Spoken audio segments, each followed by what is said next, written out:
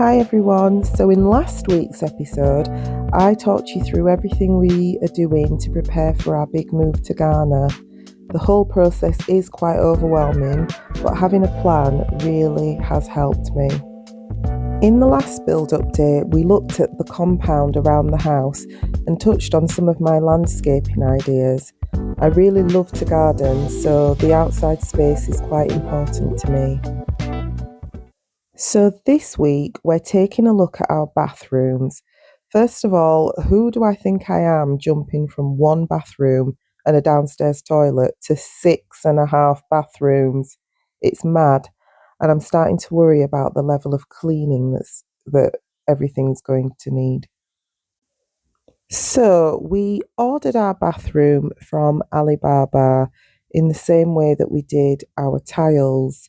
And the process was quite a long one, again, trying to look for the right item and the right supplier. We chose to go with this natural wood vanity with the sink and the toilet, and we were quite happy with the prices that they quoted.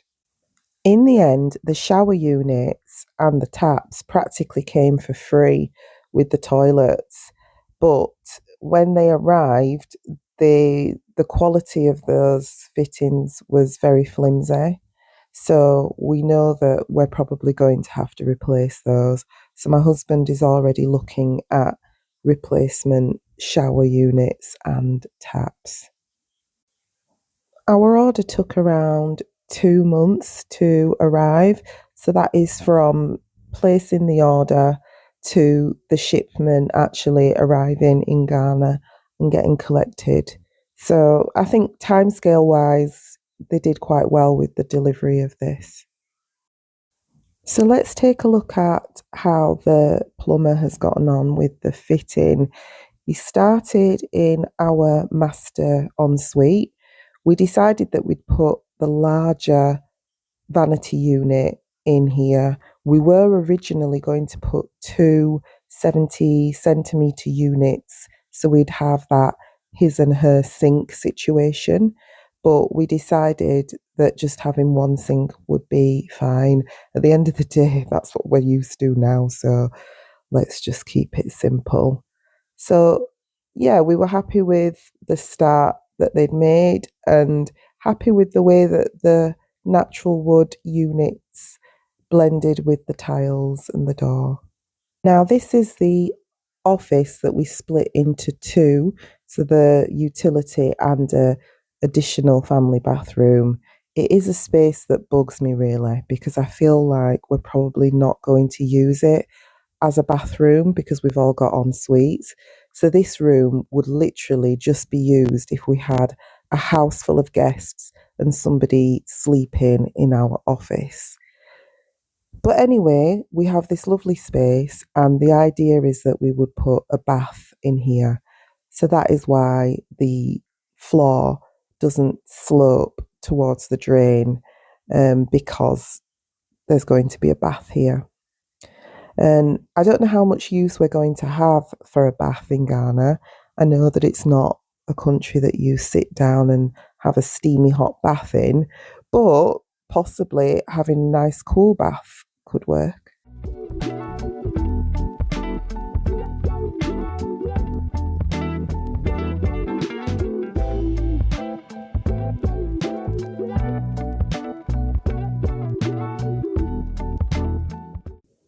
The girls' bathrooms were coming on nicely as well.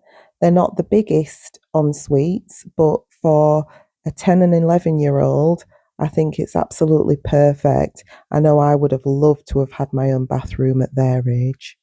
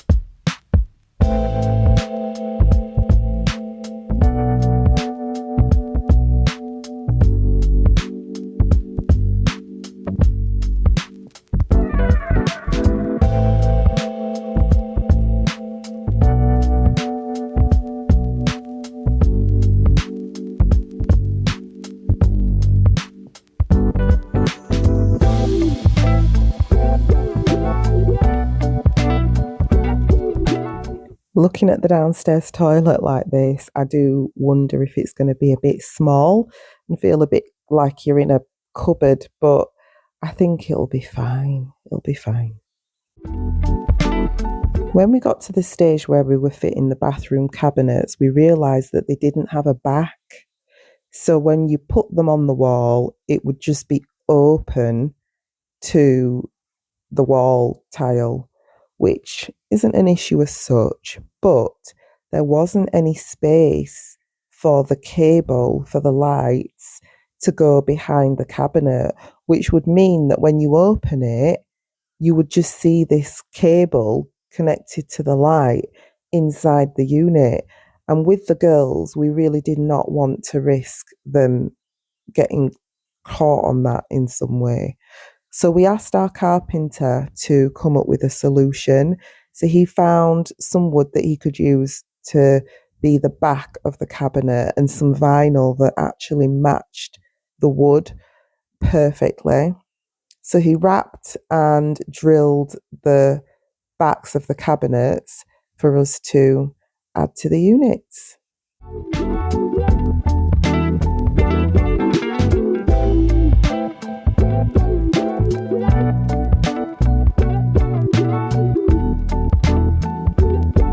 The finished product looked really, really good. You couldn't even tell that it wasn't the way that it came from the manufacturer.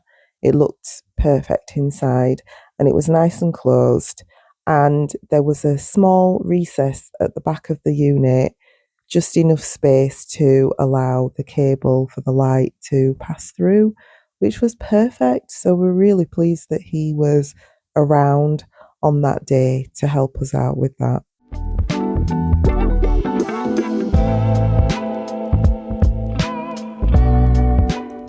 The bathrooms were looking amazing with the mirrored cabinets in there.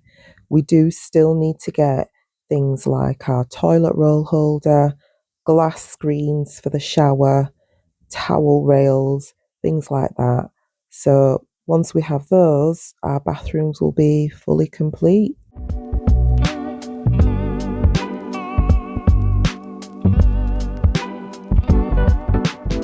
One thing you can't really see in the video is the quality of the finish of the tiles. It was quite messy around certain areas, and some tiles had been cut really poorly. So we did have to get another tiler in to come and regrout and tidy up some of the messier edges.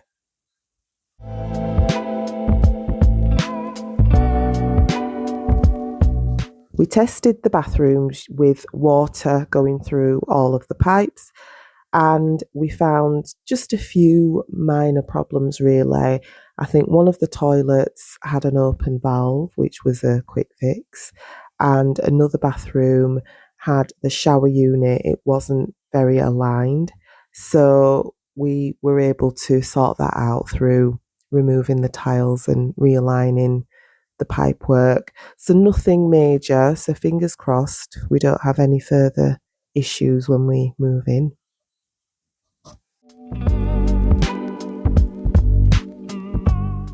If you've been following the build series for a while, you'll know that we have drilled down to get our borehole fitted.